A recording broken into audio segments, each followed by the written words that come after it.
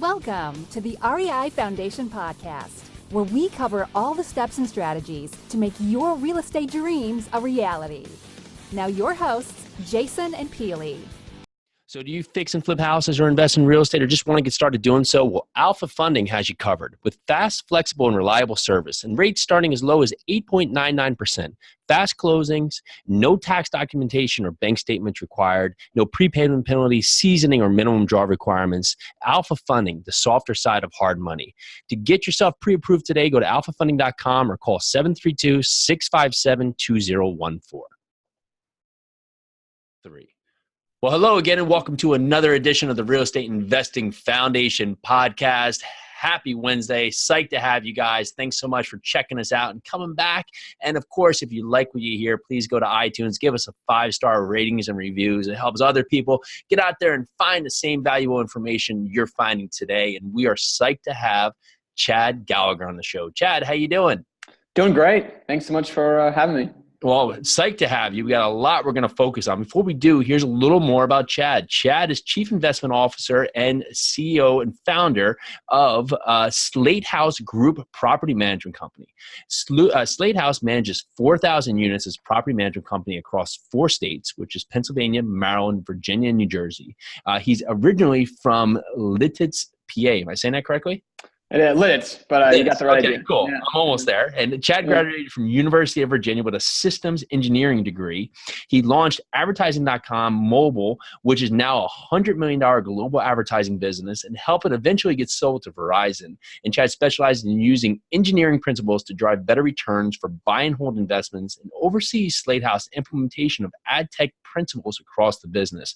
Chad has personally led acquisitions of over 135 units as well. I think he even said over 200 units. But on this fact, Chad, we're psyched to have you. And so the question everybody's thinking, right? You go from this high tech, everything's tech, and you say, well, I'm going to jump into property management company, which can be one of the more unforgiving businesses out there. What was the jump that you said, I'm going to jump into property management company?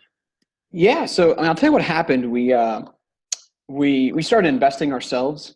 My business partner and I, it started out as a hobby, like probably a lot of people do. And we started to accumulate some properties and decided, all right, it's time to hire a property management company. And him and I both had full-time jobs at the time. And so there were certain things we were looking for. We wanted something that kind of heavy on the tech side, understood where the world was going, could scale with us, not just scale units, but also scale territory, because we knew we didn't want to just invest in kind of one town or one city. Sure. And then, I don't know, there was this third thing, which was just we were hoping to find someone who, I guess, was like energetic and passionate about the space. And that was the goal, was find that company. Huh. And so we interviewed a bunch, and we kind of struck out on the interviewing side. We couldn't find anyone who met what we were looking for. Frankly, we just met a lot of companies who have been doing this for 30, 40 years, original founder still in place, and they were still managing properties the same way you would have 10 years ago, maybe with an Excel doc, paper leases, just a whole bunch of practices that we thought were kind of outdated. And so we asked other investors, and they were having the same problem. And so we made what was actually a tough decision, was to start our own property management company. And I'll be honest, I could never have imagined this. I mean, this was not the plan, right? I thought we might manage a couple hundred units, have a couple employees. And it's just, I think what happened, and this happens sometimes in business, was we didn't realize it, but we were hitting a chord that was a way bigger issue than what we realized. And that there was a huge market for what we were trying to create. And, look, it hasn't been easy. I mean, we work really hard and still are evolving every day, but it's been quite a journey. So I want to really focus on some of the tech stuff. I have to ask, because I find a lot of investors, they get themselves in trouble because their way of basically choosing property management companies, they just find a property management company and hire them, no vetting, right? And they jump into that process. What are some of the core questions they have to be asking when they're coming upon a property management company if they're not dealing in your areas, or if they're going to call you? What's some questions that you expect from them? Yeah, sure. I mean, I'll start with a couple. I guess, one is, and we're going to talk a lot about this, but, I think you're crazy to not ask what kind of tech the property management company is using. And tech does not just mean your single backend database. It, really kind of honing in on, if I have a problem, is there a tech system I can use to solve that, to put in a problem? Are you using technology and digital advertising to find tenants? So I think tech is a big one, and spending a lot of time there, right? Of how do you use tech? Who's the one who's integrating the tech together? Have you ever built any homegrown tech? So I think, just because when you're choosing a property management company, hopefully you're not just choosing one for the next 6 months, but you're choosing one who you can partner with for 2, 3, 5, 10 years. And if you think about it, I just know we've been doing this about 6 years now. Some of the tech that we use today literally didn't exist 6 years ago. But we've got a leadership team here who's constantly pushing the envelope to figure out how can we build or utilize new technology as it comes out. And so I think that's a key question, is understanding how people are kind of wired there to understand not just where they sit today, but where that will go in a couple of years.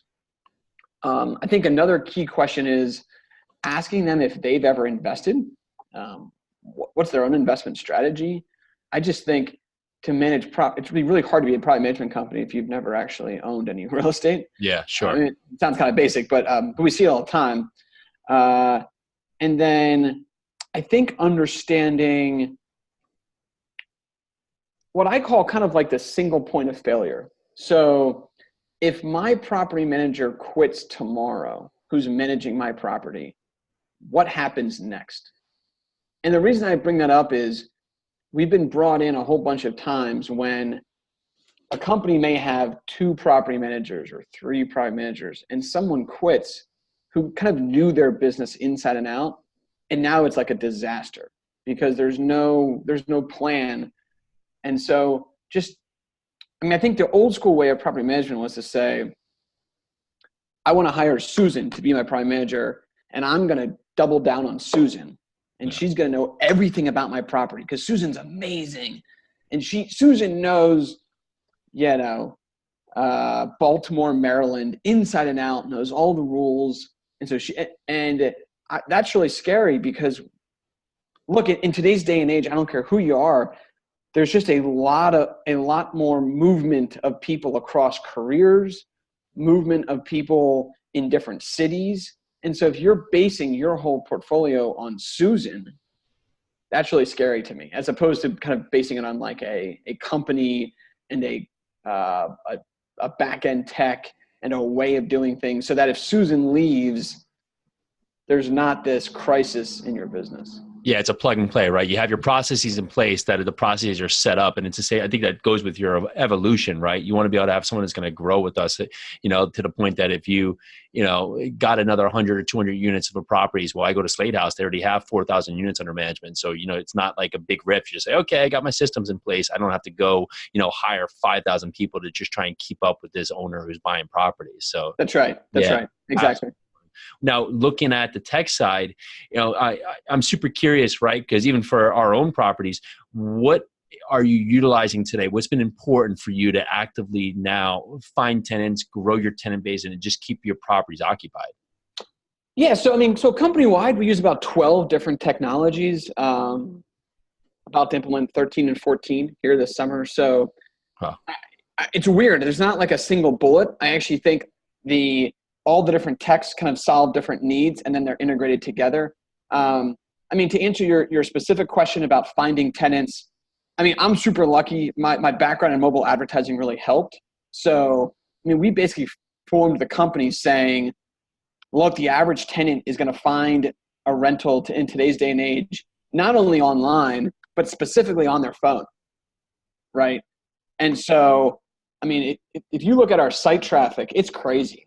We see probably 85% of our listing traffic coming from the smartphone device, either Android or iPhone. So if you're on a laptop and you're trying to work through user flow, it's like a complete waste of time. You're hitting 15% of your audience, right? And so all our user flow, all our marketing, everything is really geared right here.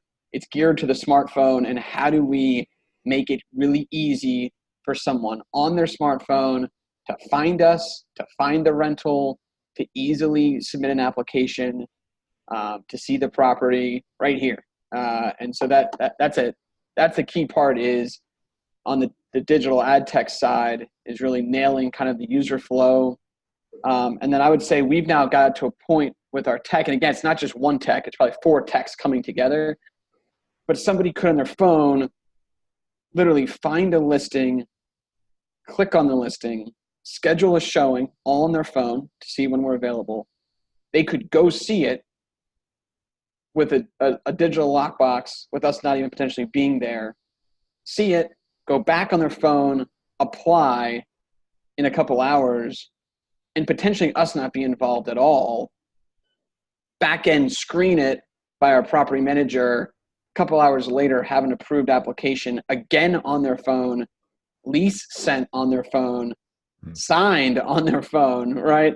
And it sounds ridiculous, but I mean, that's what the tenant wants to do. I mean, many of our tenants don't even own a laptop, and for sure don't want to go sign a paper lease at someone's office. And so I think that's pretty cool. And it sounds really simple, but to make that happen, it's actually a fair amount of work to make all these different technologies put together. So do you think in the future now that speed of process is going to be one of the most important factors of leasing? And if someone doesn't have to go through those steps of calling up, speaking with a person, meeting a person, they can just cut that out of the picture? I do. And also there's this huge shift. Some people in the industry, they think that, the average tenant who comes to us, they're looking to move in like a couple days, right? So speed is crucial for them. I think a lot of our owners and people in the marketplace think that like the average tenant's looking 4 to 6 months out. That's just not the reality, right? I mean, the reality is most people, and look, there's some of that, but most people are looking for a lease to start in a couple of days, a week maybe. And, the idea of having to call someone or go to an office and then have that person call you back, I mean, our tenants just don't want to see that, right? They, because they're the same people who are buying their toilet paper on Amazon.com, right, on their phone. So they're kind of preconditioned to things should be available when I want them on my phone right now. And that's how we're trying to structure our company.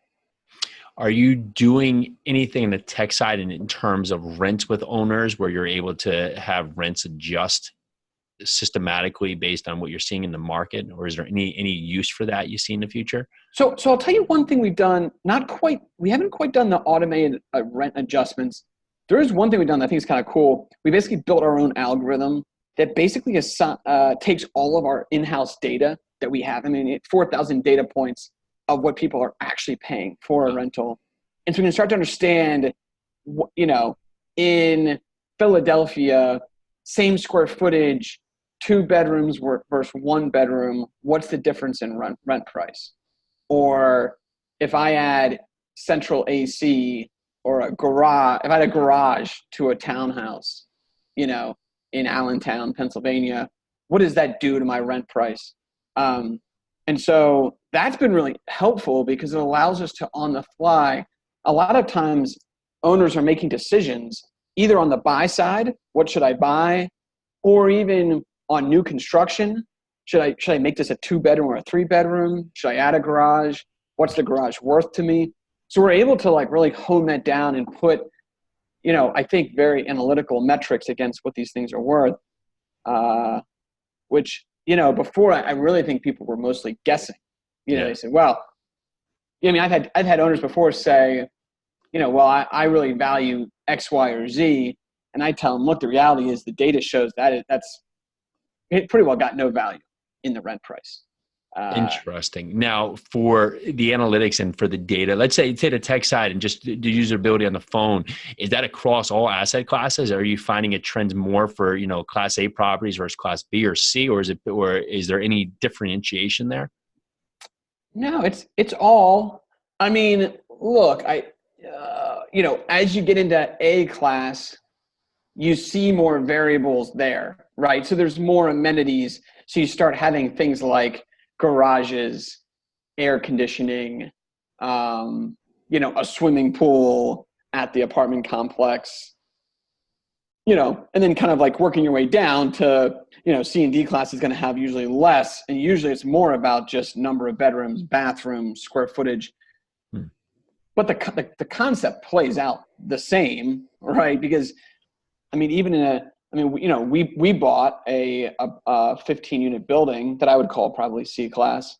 And we decided, look, these are 1 bedrooms. We're going to put a wall up because our data says I can get another $75 if this exact same apartment is a 2 bedroom instead of a 1 bedroom.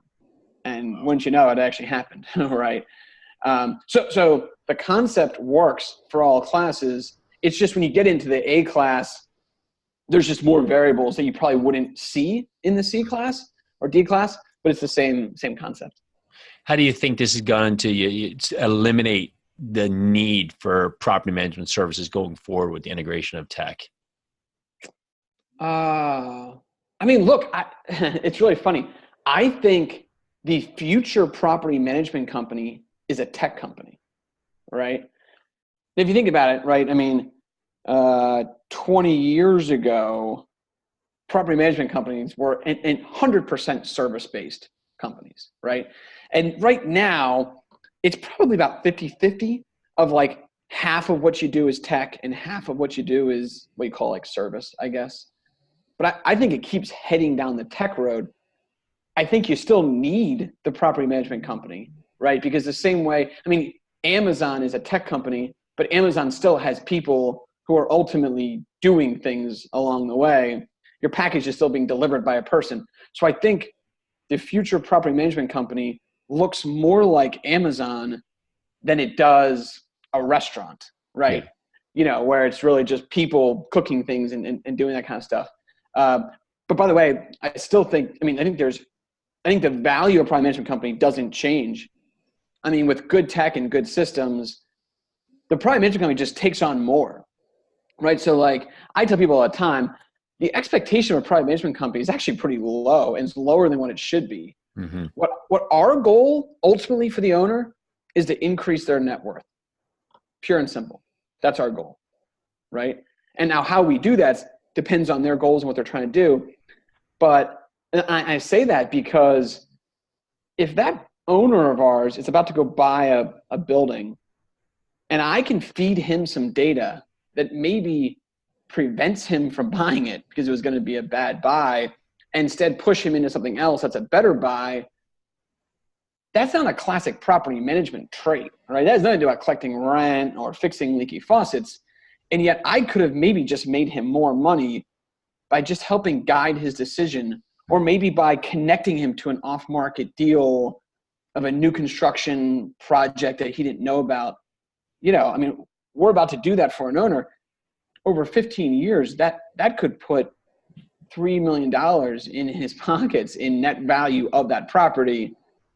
That's going to blow away probably anything I can do for him in terms of, collecting rent or increasing rents, right? So sure. I think that's the paradigm shift that's going to come, is property management companies using more tech, but then taking on more and expectations increasing in the industry, because some of these more difficult tasks are being replaced by tech that then allows the property management company to make more intellectual decisions that can really guide things for the owner. Yeah, what was coming up in my mind, it doesn't align really, but what I was thinking when I was talking about having the rent determinations fluctuate, I was thinking about like, Airbnb smart pricing of some magnitude. It doesn't always work very well, but at that point, but even from the management side, like you still need cleaning crews, you still need people to be active and have people actually running that site, although a lot of it's gone to like a digital platform. You're really not even always showing up the platform, even letting them into the property. You can have, Yeah, or just there's always going to be the edge case where you need a human being to jump. We had a property today that had a sinkhole in the backyard. Yeah. But not only is there a sinkhole, the sinkhole sits right between 2 yards. So it's like there's like a weird. There's a lot going on here, right? One is how do you begin to solve the sinkhole problem? But then two, whose problem is it? Is it our owner's problem, or is it the neighbor's problem? How fast does that problem have to be solved? Because if it has to be solved in a day or two, that's a very expensive problem. if we have a couple months, we can, get some bids and think through that, so there, something like that. I don't think tech ever, or at least not anytime soon, is going to solve that problem. Right. But the right tech allows the humans to come over top of it and say, whoa, let's slow down here. This has a high risk, high liability to it. Let's figure out what to do. Yeah, the numbers don't lie. You can make a qualified decision based on what you have. Yeah. You're in areas that a lot of people will say are very difficult areas to find properties that make sense for, a couple of reasons. And of course, people are doing it so you can, right? Now, and that said, what are some of the key components from your owners? What makes sense for property management? Is there a size of property or a certain, is there certain criteria where you see it that it makes sense to bring property management on? Alpha Funding Solutions offers creative financing tailored to your individual needs. Whether you're fixing and flipping distressed properties or building ground-up construction, Alpha offers flexible financing to get the job done. With no minimum draw requirements, no prepay penalties, and no seasoning requirements, borrowers can create a construction loan that best suits their individual needs. Everything at Alpha is done in-house, from the sales force to underwriting, construction management, and draw payouts. The team at Alpha works as a unit to best serve their happy family of over 1,000 borrowers. Experience the Alpha difference today. Visit www.alphafunding.com or call 732-657-2014. Again, that's alphafunding.com, and the number is 732-657-2014. There's nothing to lose and everything to gain. Alpha Funding Solutions, the softer side of hard money.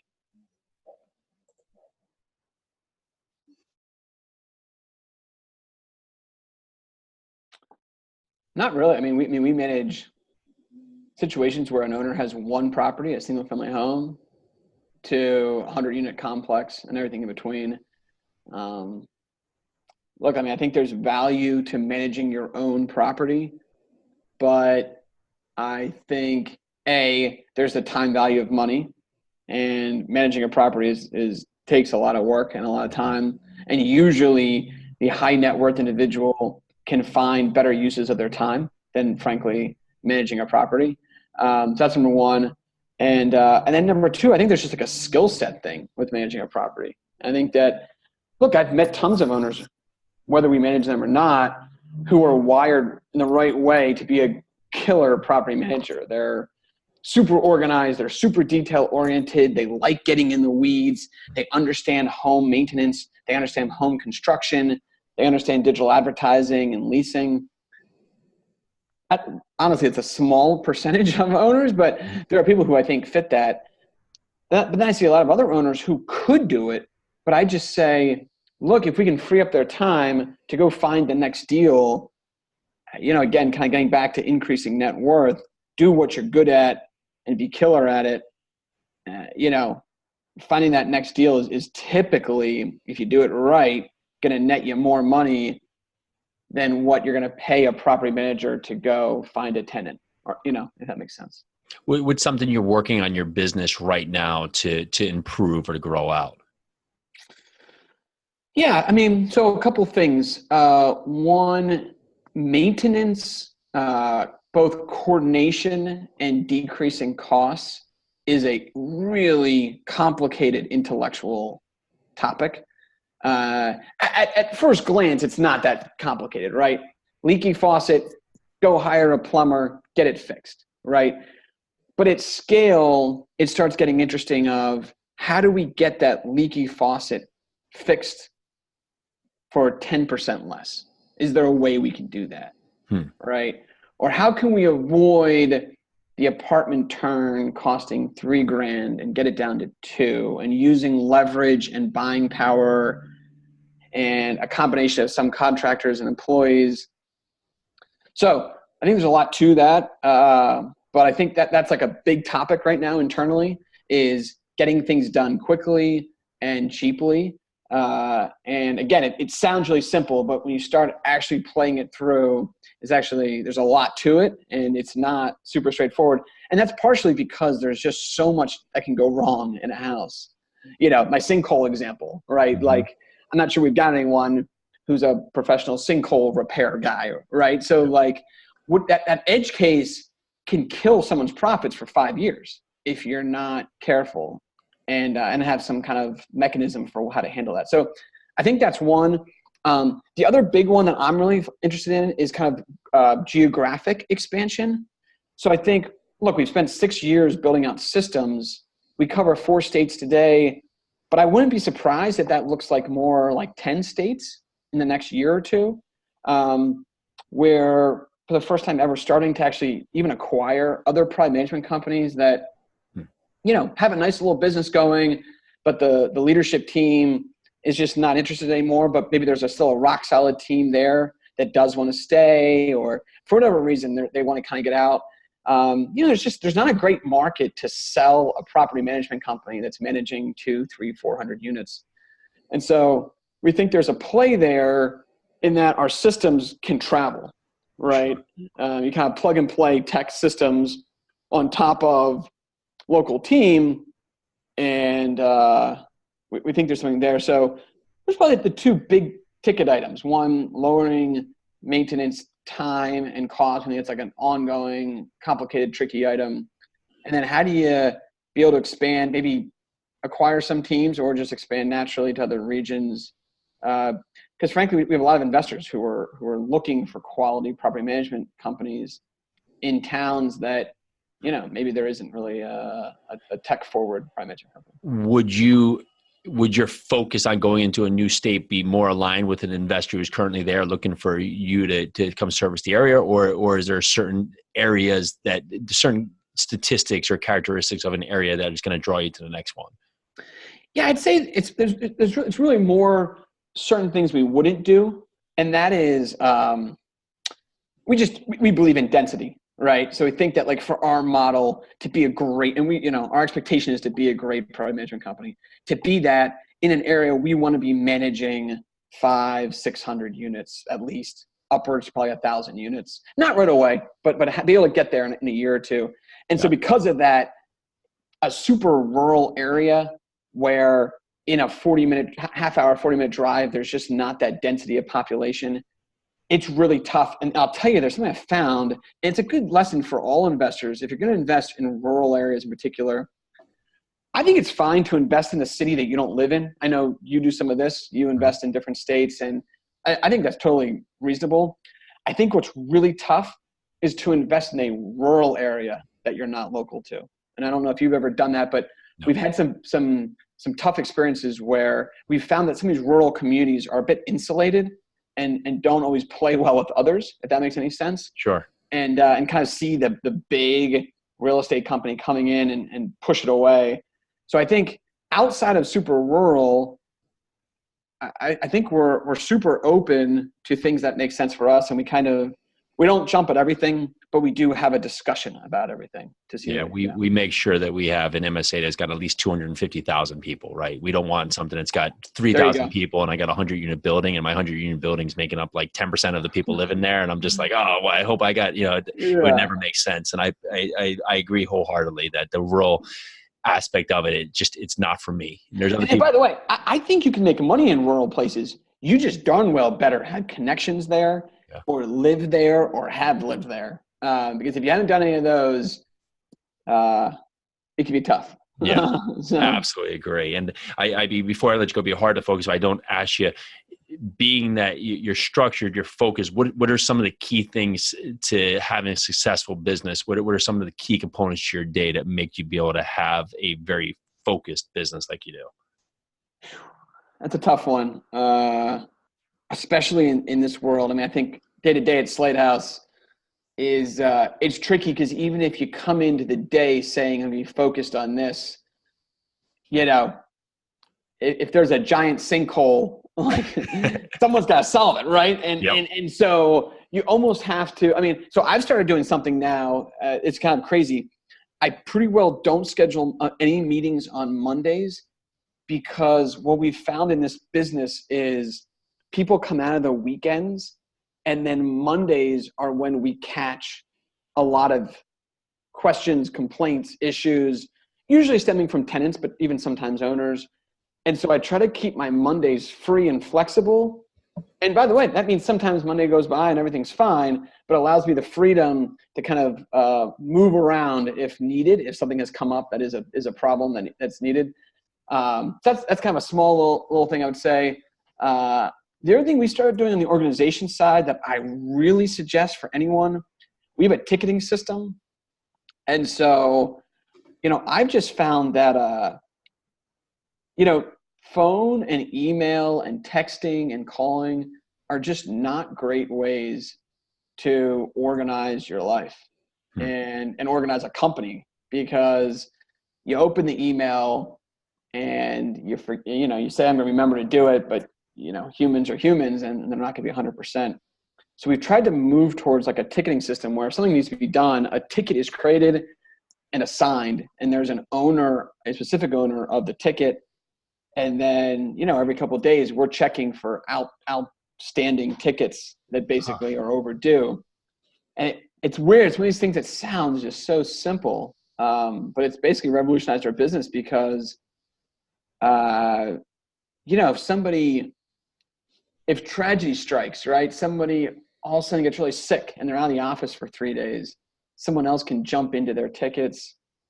Marty has 4 outstanding tickets that he's out sick or something happened, something. Oh, jump okay. right into it. Someone's got to jump on Marty's tickets. Yeah. Right. Whereas before, you'd have to jump into Marty's brain.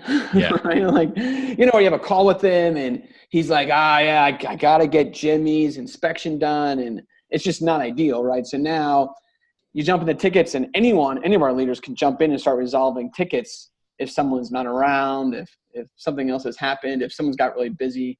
I love that.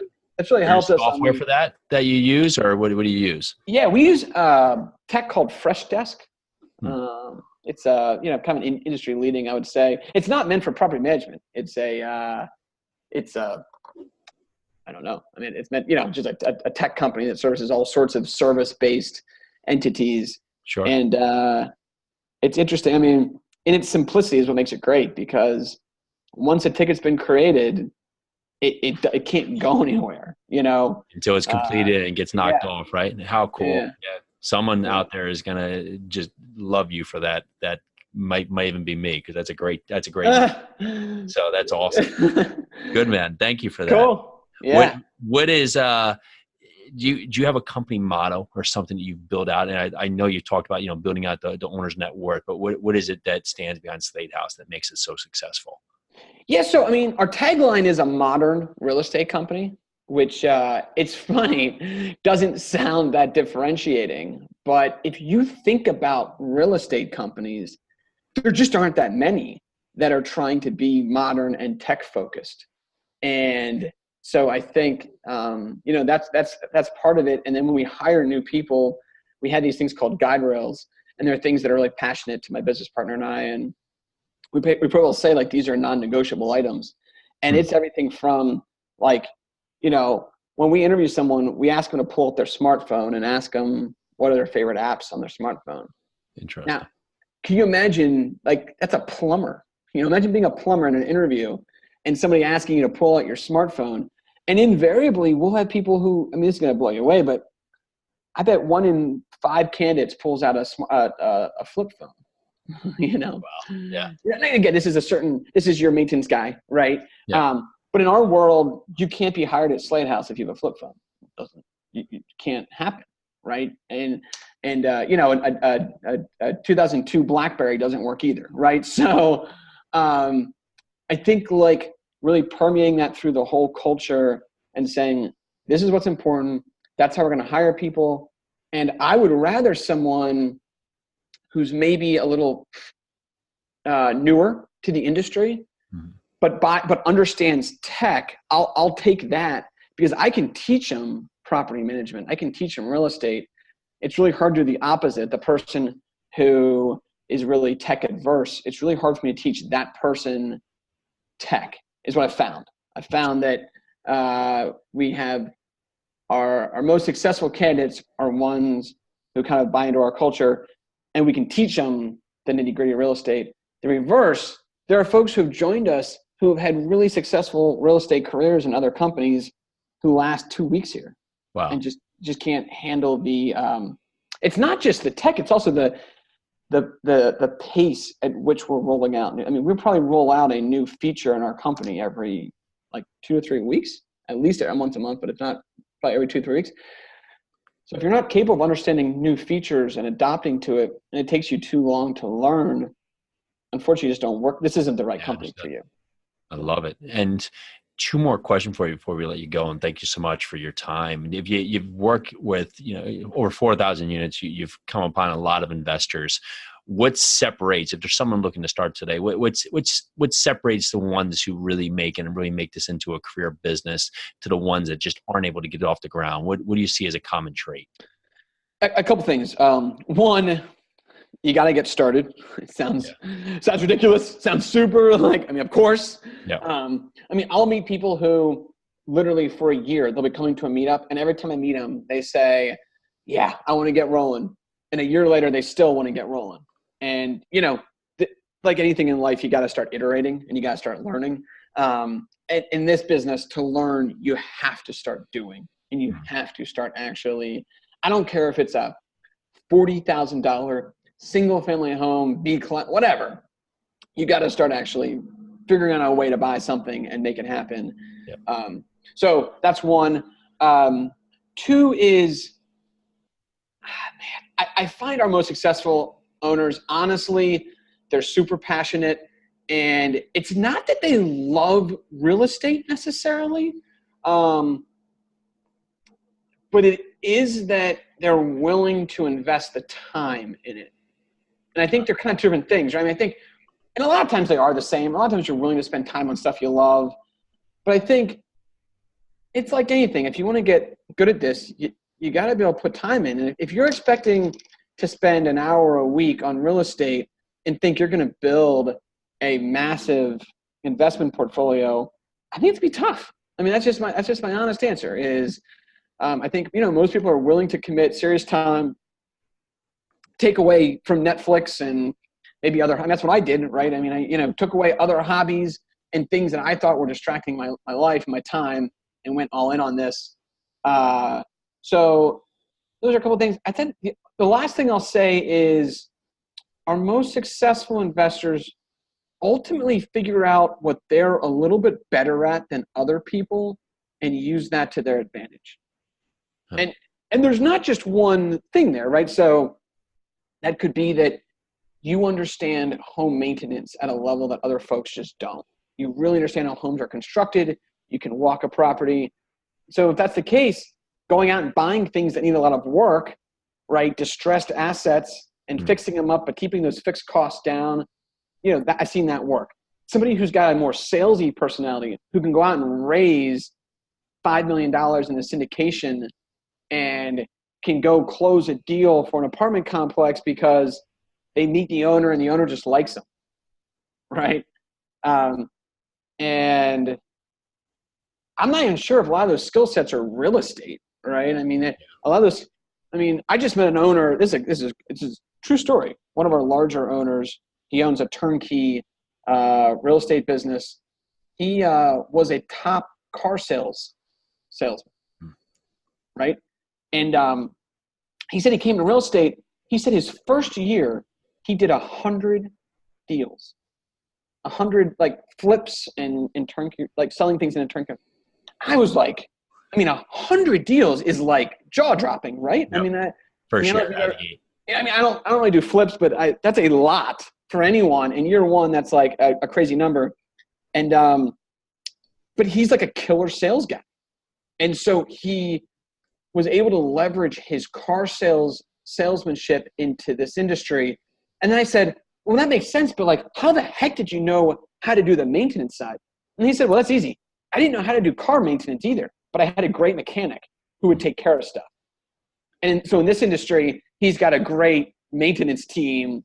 And he says, I don't want anything to do. I'll overpay my maintenance team, but I'm going to go find more better deals than anyone else can. I thought that was a really cool concept that I took with me, which was find what you're good at in whatever you do outside real estate, and then leverage that for real estate. And then the stuff you're not good at, just find a team that complements you. Love it. That is an awesome point. That's great for everyone to listen to, myself included. Thanks so much for sharing that. And thank you so much for coming on the show. For everyone listening, what's the best way to find out more about you and SlateHouse? Yeah, my email is a great starting point. It's Chad, CHAD, at SlateHouseGroup.com. So it's SLATE house, HOUSEGROUP.com. You can also just find us at SlateHouseGroup.com. A bunch of info about our private management company, realtors who help investors buy stuff. And then we actually just launched our own podcast called Real Estate Hackers. Awesome. Which we launched that because we've got about 1,000 investors now, owners that we represent. And as you can imagine, a lot of them have some crazy stories that we wanted to tell. And so the podcast is really focused on both their stories, but the other big thing we're focused on is this intersection of tech and real estate. We think we really think the world of real estate is going to look a lot like how retail and all these other industries have moved into tech. And we think there's some really interesting stuff to gain from that. And the folks who lean into tech and real estate intersection are going to be the big winners in 5 years. And the folks who don't, I don't think they have a business in 5 years. So I love it. We want to tell those stories. Awesome. We'll have all that in the show notes. Chad, this has been awesome, man. Thanks so much for coming on the show. We really appreciate it. Yeah, thanks for having me. This is great. Awesome. Well, this is Jason with the Real Estate Investing Foundation podcast. Huge thank you to Chad Gallagher, and thank you to all the listeners out there. Of course, if you're listening to iTunes, you can find us on YouTube. If you're out there on YouTube, you can find us on iTunes, Stitcher, all the other platforms out there. We're there. So again, thank you so much for listening. Huge thank you to Chad Gallagher. Have a great day. We'll talk to you soon. Bye. See you guys. Thanks for tuning into the REI Foundation podcast. Check back next time for more awesome tips and strategies to launch your new you in real estate.